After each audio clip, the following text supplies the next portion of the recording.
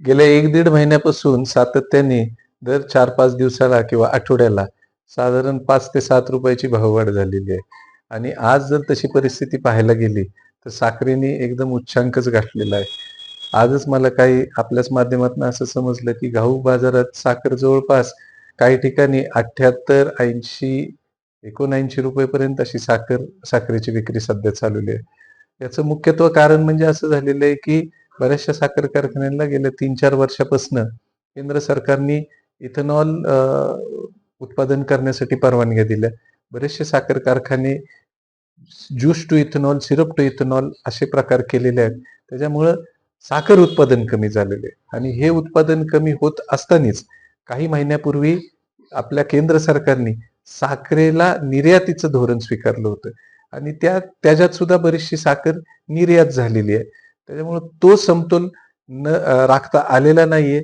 यामुळंच मला असं वाटतं, की हे जे मी आता 2 घटक तुम्हाला सांगितले, त्यामुळे जरा हा साखरेचा भाववाढ झालेली आहे. काही जण म्हणतात अल निनोचा प्रभाव आहे. त्याच्यामुळे शेतीला फटका आहे किंवा शेतकऱ्यांना फटका बसलाय, उत्पादनावर परिणाम झालाय.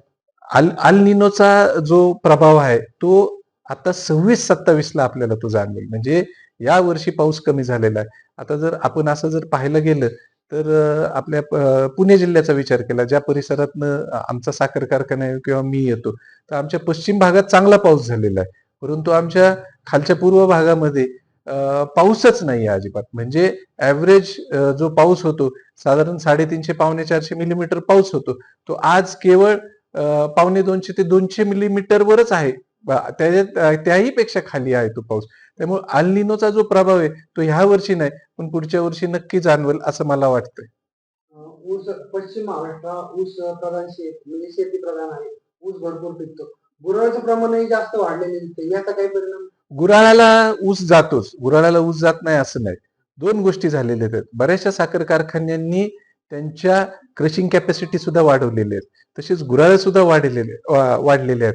गुऱ्हाळाला ऑफ सीझनला बऱ्यापैकी चांगला भाव गुऱ्हाळ सुद्धा देतात. त्याच्यामुळे बराचसा ऊस गुऱ्हाळाला सुद्धा जातो आणि ते पण एक कारण आहे, की हे साखरेचं उत्पादन कमी व्हायला. साधारणतः मग भाव कमी होऊ शकतात साखरेचे असंच थोडं काय राहतं? नाही, काही दिवस माझ्या मते तर हे भाव असेच राहण्याची शक्यता आहे. याच्यावर एक पर्याय असा आहे, की साखरेचे भाव जर कमी करायचे असले, एक गव्हर्नमेंटने एक निर्णय घेतलेला आहे, की जवळपास 10 लाख टन साखर ते आयात करणार आहेत. पण ही साखर आयात केली, तर यायला किमान माझ्या मते तरी 45 ते 60 दिवस लागतील. मग तोपर्यंत साधारण ऑक्टोबर 15 तारखेपर्यंत म्हणा किंवा ऑक्टोबर एंड पर्यंत जर ही साखर आली त्यावेळेला तर आपल्या साखर कारखाने चालू करायला परवानगी देतील, सरकार परवानगी देईल. तर माझी उलट अशी मागणी राहील, की कारखाने लवकर चालू करायला परवानगी द्यावी. सरकारने सुद्धा यामध्ये हस्तक्षेप करावा. नेमकं कारण काय हे सुद्धा शोधून काढणं गरजेचं आहे. राज्याच्या उपमुख्यमंत्री सन्माननीय सुनेत्रा वहिनी पवार यांच्याकडे आम्ही मागणी करणार आहोत, किंवा या बाबतीत आपण थोडंसं लक्ष घालावं. कारखान्यांना लवकर सुरू करण्याची परवानगी द्यावी. अशा प्रकारची सुद्धा मागणी आम्ही करणार आहोत. तीच मागणी त्यांनी माननीय मुख्यमंत्र्यांकडे करावी. सहकार मंत्र्यांनी असं सगळ्यांनी मिळून एकत्र कारखानदार आणि प्रशासन एकत्र येऊन काहीतरी ह्या बाबतीत ठोस निर्णय घेणं अपेक्षित आहे. एक साखर कारखानदार आणि एक शेतकरी म्हणून तुम्ही ग्राहकांना आणि शेतकऱ्यांना काय सल्ला द्याल? शेतकरी पण आहे आणि कारखानदार पण आहे. माझं एवढंच सांगणं राहील, की हे जे आता जे तुटवडा झालेला आहे, हा कृत्रिम तुटवडा आहे. हा थोड्या दिवसासाठी असणार आहे. काही दिवस आपल्याला या परिस्थितीतनं जावं लागणार आहे. तशी तयारी सर्वांनी ठेवावी.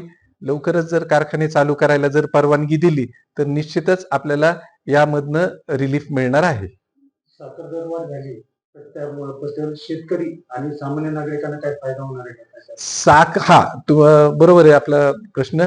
साखर दरवाढ जी झालेली आहे, ही आता 1 महिन्यामध्ये झालेली आहे. गेले वर्षभर आम्ही साखर विकत आलेलो आहे. केंद्र सरकार दर महिन्याला साखरेचा कोटा अख्ख्या देशभर रिलीज करत असतो आणि माझ्या माहितीप्रमाणे आता साधारण नोव्हेंबर महिन्याच्या आधी 70 ते 75% कोटा यापूर्वी संपलेला आहे. राहिलाय तो 25-30% कोटा.